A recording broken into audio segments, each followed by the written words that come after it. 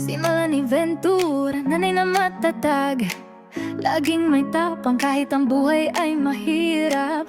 Vlogger sa YouTube, dami ng kwento. Sa bawat video may mensahe at aral na totoo. Mula umaga hanggang gabi, walang sawa sa pagpapalaki ng anak. Walang ligaya na hihigit pa. Ang camera katuwang sa buhay na puno ng saya. Hindi lang vlogger kundi isang nanay na dakila. Si Melalay, nanay na may laban. Vlogger sa camera, sa bahay may pagmamahal. Puno ng kwento, buhay na inspirasyon. Sa bawat vlog niya may hatid na pag-asa at lakas ng loob.